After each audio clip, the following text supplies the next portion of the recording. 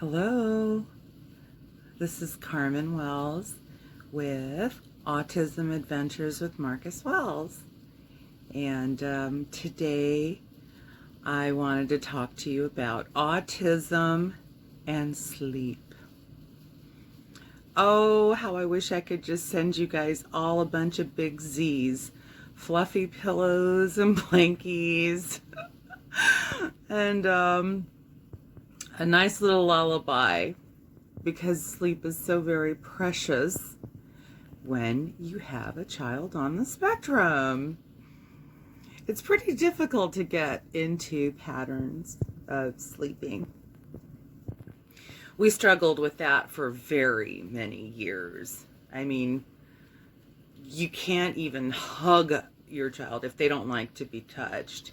So trying to rock them in a chair could be difficult.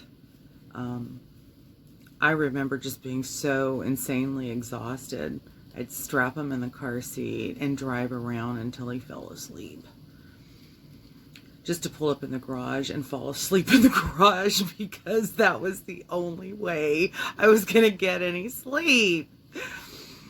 And if you look at me now, I have bags under my eyes because he's 21 and we still don't sleep. This is the one thing we are definitely challenged with.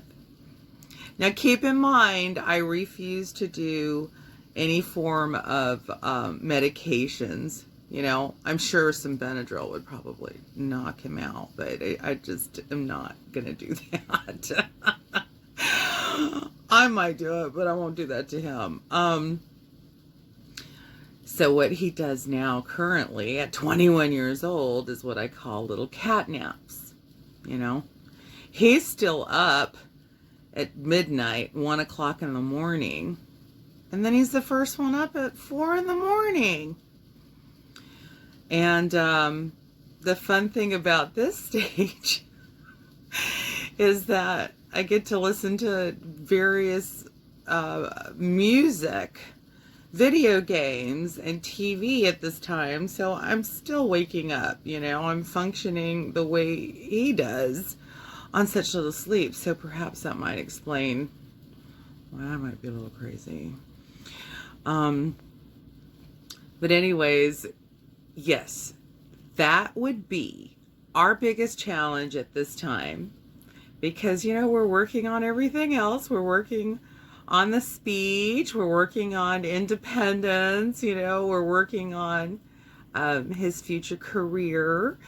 But he could care less about rest.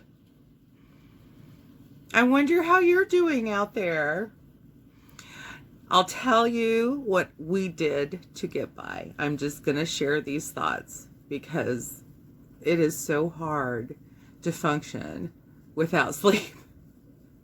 So what I find myself doing is now, you know, I got to work Monday through Friday. I will sleep all weekend long to catch up on everything I missed, because Marcus is at his dad's house and he's with me during the week, and I have to work, but I'm up with him at 4 in the morning. I'm up with him at midnight. I mean, it is just such a struggle.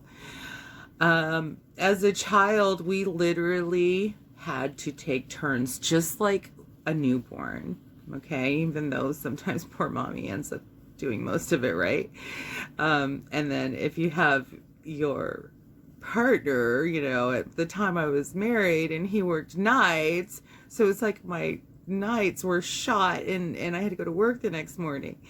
But when you have, you know, family in the house, if you could take turns, really, you know, somebody could watch the night shift, the next one could watch the day shift, because they do get little sleepy moments, but they don't get a complete amount of sleep. So if you have a child that sleeps through the night, consider yourself quite fortunate, quite blessed, because this is our challenge right now at 21 years old.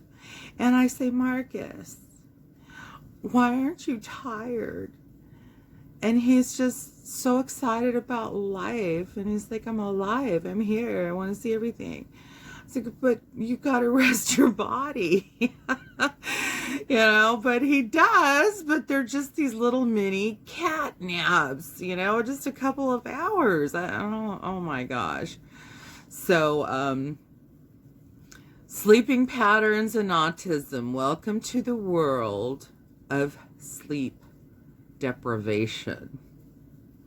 Now, this page is meant to encourage you, so I'm not trying to depress you. But you are going to have to get crafty on how to figure out what you're going to do about your sleep. Okay? So get yourself some type of rotation. Somebody that can watch them, and that's, oh God, that's a whole other topic. Do you have family members that even want to be involved? Because you would think you would, and the next thing you know, you're all alone in the world. Nobody wants to deal with that. Because not only is your kid asleep, but they're bouncing off the walls. They're lining everything up throughout the house. They've got the TV on full blast. They're making high-pitched screams. Oh, been there, done that. And all it did was continue to now this 21-year-old, like a teenager who's blasting music and then TV, same thing, but the good news is he's not going to bolt out the door and hurt himself anymore, because we've, pretty much learned and throughout the years how to do things in a safe way. But sleep, you got to have your sleep. I'm sorry. But do you see me? Do you see my bags? Look at my bags. So I'm going to catch some sleep because it's Saturday and it's the only day that I can get some sleep. So dear autism family member, God bless you. Get your rest today. Don't forget your self-care. You got to have some self-care in this world or you're just going to fall apart. Okay? Sending love and light. Bye.